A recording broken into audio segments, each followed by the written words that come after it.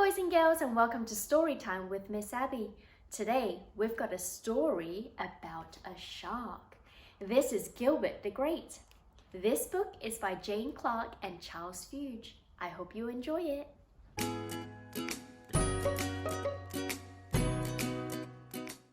From the time Gilbert the Great White Shark was a tiny pup, Raymond the Remora stuck to him like glue.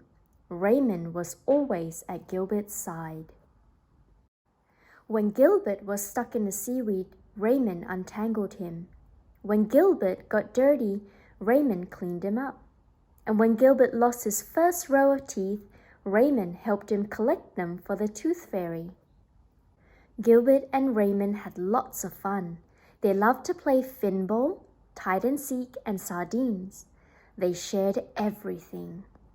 Then one day, Raymond told Gilbert that his family had to move across the ocean. "I don't want to go, but Mom says I have to," cried Raymond. As Raymond and his family swam away, Gilbert's mother hugged him tight and tried to comfort him. "Raymond's my best friend," said Gilbert. "Why did he have to go away? It's not fair."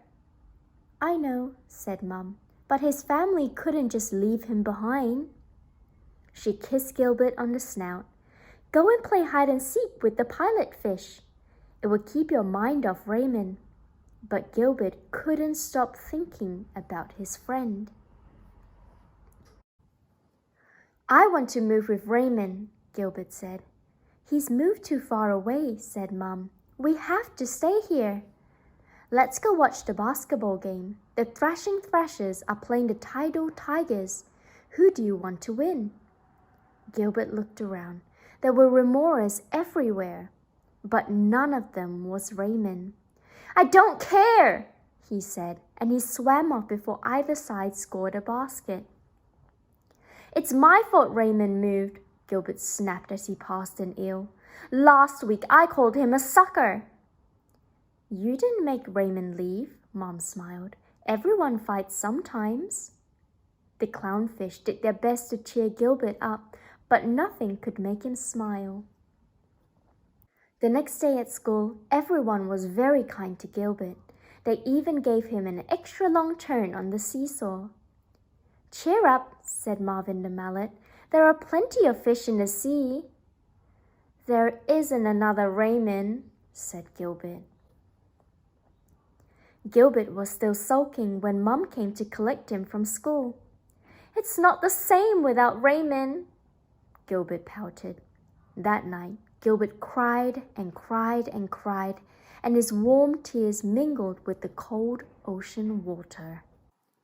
The next morning, Mum took Gilbert gently by the fin and towed him into shallow water. Rocked by the gentle waves, they gazed out at the seashore and the bright blue sky. "I hope Raymond's new home is as nice as this," said Gilbert. "I'm sure it is," said Mum. "I'm hungry," Gilbert said suddenly. "We'll go to the wreck," said Mum. Gilbert's eyes lit up. They didn't usually go to the wreck. Mum didn't like him eating junk food. As Gilbert was biting into a pile of tin cans and bits of old boat, he spotted a small remora crying in the shadows. Gilbert stopped crunching and swam towards her. "What's the matter?" Gilbert asked. "Well, Mum and I moved and I had to leave my shark behind," she sobbed. "Now I don't have any friends." "My remora had to move too," said Gilbert sadly. "I'm so lonely." Gilbert and Remora stared at each other and smiled wobbly smiles. "I'm Gilbert," said Gilbert. "I'm Rita," replied the Remora. Just then, a ray of sunlight filtered through the deep blue ocean. Gilbert's teeth flashed as he grinned a huge grin. "Do you want to play finball with me, Rita?" he asked. Sunlight danced into Rita's eyes. "I'd love to," she said, and the two new friends swam off to find a ball to play with. And that's the story of Gilbert the Great. I hope you enjoyed it. Come join me again next time for more story time with Miss Abby. See you!